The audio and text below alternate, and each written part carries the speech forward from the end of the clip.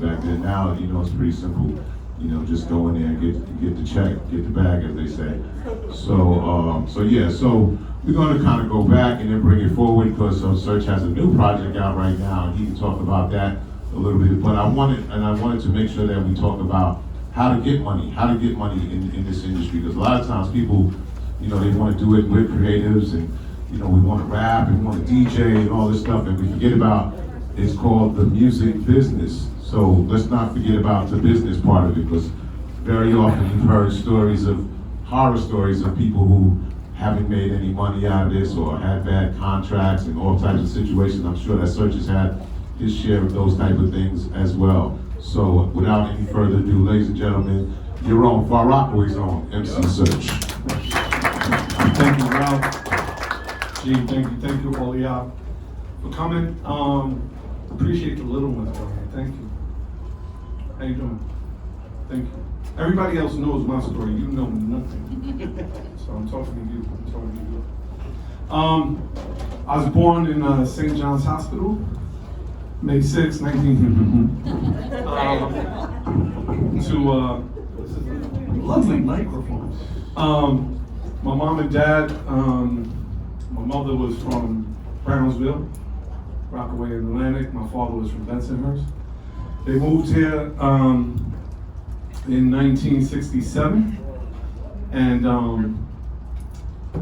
I had a very interesting upbringing because my mother was one of these women who was very strong, very independent, and my mother was involved in the United Jewish Congress, helping Martin Luther King raise money for the buses to come from the north to Selma. So my house was always very diverse. Like, I remember all the different types of people being in my house, from football players, politicians, black, white, brown, it didn't matter. It was just all sorts of people. And it was very odd to me growing up in Far Rockaway that my friends didn't have the same friends I had. It's very weird to me. Like, it's like, yo, why is it only white people in your house? Like, I don't understand that. Like, in my house, one day you'd see Richie Havens, and the next day you see Celia Cruz, and my mom was just like moving. She was just making moves. It was crazy. And then my dad, he was the earner. And all of this plays into my story, so I'm gonna explain it all, but I wanted to give you a background of who I am. Because it's not about MC Serge. I'm Michael Barron from Far Rockaway. Please get it right. All right?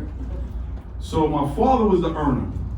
My father, early on, had a seat on Wall Street. And what that means is he had a company that he would go every day and he would buy and sell stocks. So he had a seat on Wall Street. My parents had a company called Barron Corporation. And they would buy stocks on Wall Street. One of my favorite stories of my father was, and I'm sure a lot of y'all know this, my parents' love language was to yell at each other all the time. That was their love language. Rise, Merv, what? That was their love, and they loved each other, but that's how they talked to each other. Is dinner ready? I'm making dinner. So that was their love language. So I remember, like 5 or 6 years old, I'll never forget it. My mother was complaining about the refrigerator. Like, all she did was complain about this refrigerator. Just couldn't stand the refrigerator. And finally my father said, look, how much is a new fridge? And y'all, some of y'all are too young for this. My mother said, I went to Sears, and the refrigerator was $500. And my father said, fine, give me the $500. I'll get the refrigerator. This is the important part. Okay? You with me? Okay. You're gonna make a lot of money because you're smart. Anyway, I like it. I do like it. So, my father went to work, came back with the refrigerator and the 500. Why? He bought and sold stock that day, bought low, sold high, and came back with the refrigerator and $500. And he turned to me and my brother at 5 years old and he said, that's the American way to make money. Yes. And I'm like, are we gonna eat now? Like, I don't whatever. But again, it's all a part of my story, so I want to kind of get through this. Anyway, my father goes to look at a property in Houston, comes back with spinal meningitis, almost dies. Spends a year in the hospital and almost dies, right? We lose everything, except the house. Lost the seat on Wall Street, we had to sell everything. And from the time I was 6 to the time I was 16, my family and I were on welfare. Block cheese, ketchup sandwiches, the whole nine. My mother worked 3 jobs. My father could barely stand for like 2 years. But my father always watched the market, even though he didn't have money. And even though his back was, had a tap, so they would kind of make sure he didn't die, he'd call me every day into his room and say, oh, did you see this happened on the market today? If I had money, I would have made this and this and that. He kept his mind sharp all the time. And my dad didn't have anything for like I said, until I was about 9 years old. And we went to the PAL, because one day we were at the PAL, and they said they're starting a Cub Scout troop. Right? And my brother and I wanted to be in the Scouts. But to be in the Scouts costs money. Uniforms, that little bandana thingy with thingy and membership and all that. So my father started to get healthy. What does he do? He goes to get a job at the Scouts. He went to 375 Hudson Street in New York, applied for a job, and became the district executive of New Utrecht in Brooklyn. So what the benefit of that was, me and my brother became Scouts for free. So he got a job just to take care of me and my dad. Thank you. To take care of me and my brother. But my father was always the kind of guy who said, you can't live out of community, you have to live in a community. So while my mom was doing the things here, like she did stuff at Roy Ruther, she did things at Hartman Y, she did things at Bayswater Jewish Center, she opened New Horizon here, she started the Whistle program at the 101st. Mayor Koch called it a one-woman war against crack in the 80s because she started the Senior Citizen Whistle program. She was accommodated 3 times when Mayor Koch was the mayor here. My mother and father were always like, can't live out of community, you have to live in a community. So my father started doing all sorts of cool things for the Scouts. Like, for example, he started noticing that like Scouting didn't do anything for anyone that was physically challenged. So if you were a Scout in 1984, 85, 81, and you were physically challenged, you couldn't be in Scouting. My father changed that. Started the first physically challenged Scouting troop in the history of the Scouts. Father started the first all-Muslim Cub Scout and Boy Scout troop in the history of Scouting because he was like, yo, these kids don't want to eat pork. They don't want to eat franks and beans. So he started the first all-halal group. But then he was like, wait a minute, we got to do something for the Jews. So he started the first all-Jewish troop. So my dad's doing all this stuff, and like, I'm happy, we're doing our thing, even though we're still on welfare and all that. And now my father got a little bread, and he's going back into Wall Street, he's doing his thing. And I started going to school in Harlem. So I graduated from IS-53, I went to PS-197. But for me, I just didn't want to go to school here anymore. I didn't want to go to Far Rock High School. I just didn't. And the reason I didn't was, it was simple. It was really basic idea. The reason I didn't was because I didn't feel like I fit in. Like everybody from Far Rockaway felt like they were here. And I wanted to be a little more wide because my parents were wide. My parents, like I said, my father and my mother, I have pictures of my mother with Martin Luther King and Ozzie Davis and Ruby Dee, and I'm hanging out in Redfern projects. And I mean, I'm just like, it's cool for a minute, but I wanted something more. You know, you can only move around Far Rockaway but so much. Like, how many times I'm going to go to Hamels and kick it with Ebony? How many times am I going to go to OB and go kick it with Tabitha? How many times, you know?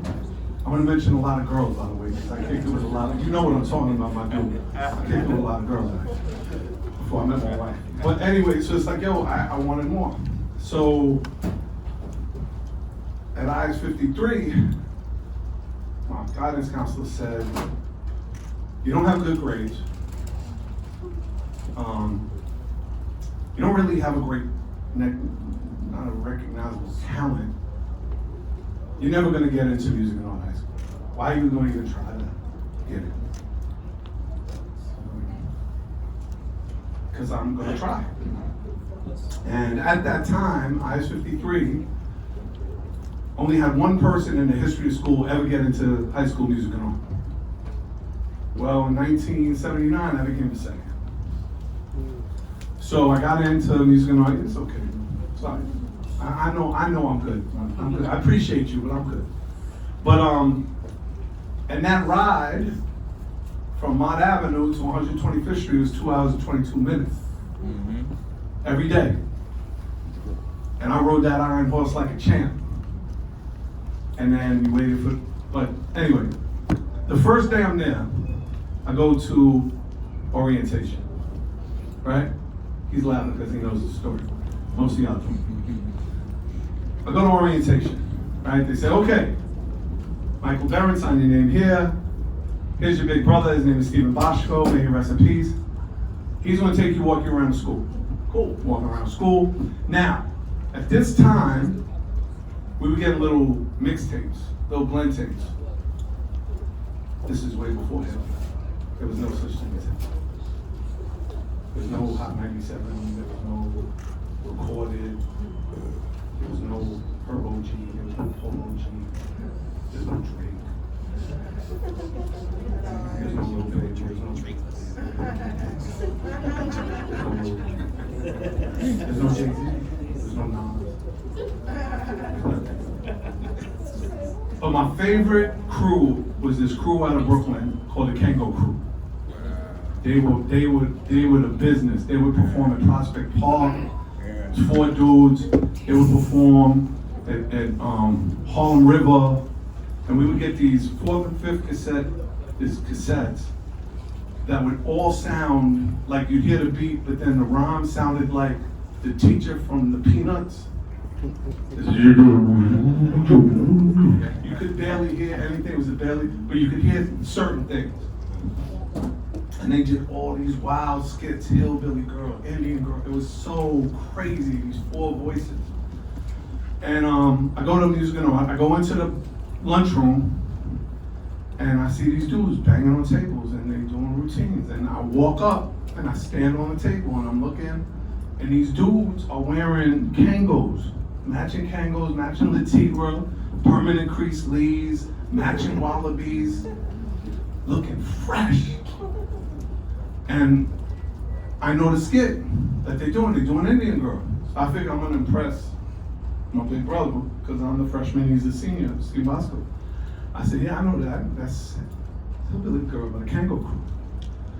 And he goes, yeah, Michael, that is the Kango Crew. And now mind you, like, I was a kid in my house, like, meeting Martin Luther King. I was a baby, but I had seen pictures. I wasn't alive, but obviously I saw pictures of my parents. Richie Havens, Dazzy Davis, Ruby D, all these, but I was starstruck that these dudes that I listened to every day coming out of middle school, they're right there, like 5 feet from me. There was a guy named Ricky D, this guy named Dana, and Lance and Omega, and I'm blown away. Later, 3 years later, Ricky D becomes Slick Rick. He puts out Lottie Dottie. And I knew all the words to Lottie Dottie because that was a routine that they did back in 1980, before they ever recorded it with Dougie Fresh. So, truth be told, I used to walk around these blocks in front like those were my rhymes. That's real spiel. Like, I used to front hard body. You wanna hear my rhymes? la-di-da-di. We like to party. Girls would be like, ooh. Wasn't my rounds. Hit the whole thing. But then Dana became Cinderfella Dana Dane, became Dana Dane. And in my locker, guy right to my left was this kid, J. Cool. And he became J. Cool from the Fresh MCs, him and his brother, Born Unique. And they putting out records, F-R-E-S-H, fresh. Big records. So I'm like, okay, these are dudes next to me. They're like, we were running the streets once in a while, and then all of a sudden, they making rap records. And by the way, even bigger, we run home after high school, watch this show called Video Music Box. And all their videos was on the box. Now I'm gonna say something that all of y'all are gonna relate to. And if you front on this, I'm leaving. But I'm just gonna keep it a bean with all of y'all right now. We all know that when we were kids and we watched those videos, every rapper who had a video on Video Music Box was a millionaire. Facts. They were millionaires. In our mind. Of course, in our minds. It was not in the bank. But in our minds. So when I saw the Bad Boys Inspector Gadget video, those dudes were millionaires. Even though the DJ, Grant was Tony D, was DJing in a broke down vehicle in a junkyard. But that dude was a millionaire to me. Facts. So anyway, so now there's this culture coming up. Guys doing graffiti on walls, DJing, rapping, breakdancing. We don't got a name for it, but it's just this thing that we're doing in New York. There's no name, there's no radio stations playing it. There's no Hot 97. Kiss FM ain't playing it. BLS ain't playing it. BAI playing it a little on the weekends. LIB playing it a little bit. Awesome 2, Teddy Ted, NBC, Saturdays, college radio. That's what you're getting from hip hop. But I knew this is what I had to do with my life. And it was not only based on what I saw in high school, because the other thing that I saw in high school is, and the greatest thing about going to Music and Art, was Music and Art had a competing school called Performing Arts. We couldn't stand that. Because when I went to high school in 1980, they had a movie out called Fame. Oh, yeah. You earn this with sweat. They're dancing on vehicles. We hard body uptown fighting gangs to get down to 125th Street. They dancing. We couldn't stand them like that, dancing like that. We couldn't stand them. They had a movie, we were bad. We become one school. 85, we became LaGuardia School of the Arts. All of a sudden, the people we couldn't stand are now our classmates. And the thing that was crazy about becoming one school, I get to meet Jennifer Aniston, graduate with her. Get to meet Mark Pitts. Get to meet Changing Faces. Get to meet all these people who are the most talented people in my high school. Desiree Coleman.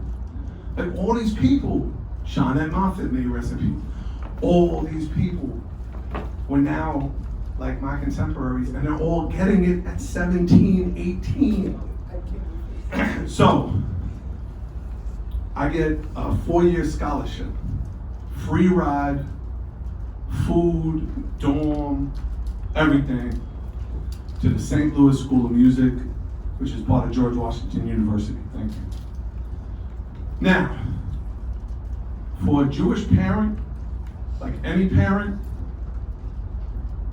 for your kid to get a free ride to go to college, that's the lottery ticket. We didn't realize, and again, this is for you because you're really smart. We didn't realize that a degree was just a receipt back then. Think about it. When you get a college degree, you don't get a college degree, you get a receipt. How many people go to college and actually practice what they got their degree in? So what you're really walking out is 4 years of debt, right? So now, so erase that debt. I'm getting a free ride. Problem is, I already got my ride. It's to the Latin Quarter, it's to the rooftop. It's called being an MC. So I'm good. So that Monday I had to sign my letter of intent, because when you get a scholarship, and a lot of you guys are going to learn that with your own kids, you get a letter of intent you have to sign, a certain period. So that Friday, I'm having Shabbos dinner with my family, and I sit down, and we're talking, just, mom and dad yelling, love language, yelling at each other. And I say, yo, I'm not going to college. What? Mother looked at me crazy. What? Yeah, I'm not going to college. What? I said, yeah, I'm going to be a rapper. I'll never forget what she said. She looked at me, she said, you mean you're going to rap gifts at Two Guys? What is this rap? You're going to rap gifts at Macy's? No, Mom, there's this whole thing, there's DJing and MCing and graffiti, and there's this whole new music, it's called rap music, and I'm going to be a rapper. She said, all right, so what's your plan? I just told you my plan. Be a rapper. She said, no, listen. If you're going to give up 4 years of college for free, you better have a plan. And if you don't have a plan, you're going to college. Because you still live under my roof, I still feed you, I still bathe you, I still wash you. Well, not technically. Pays for the water. But you're under my roof. So if you don't have a plan, I don't agree with it, you're going to college. I said, all right. So I wrote down this list of what I needed to do to make it happen for myself. And this really comes from my father, who would tell me all the time, like, oh, if I did this, this, this, and this, I would have this, this, this, and this. It was from all those years of my father telling me what he would have done if he had money when he had meningitis and almost died. So I'm like, all right, now I'm kind of having an idea to make a plan. Okay, so I got to get a producer. I got to get in the studio. Which means I got to get a show. And I make this whole list. I spent the whole weekend making a list. And I give myself purposely 3.5 years to do it. Why? He laughing, I know, right?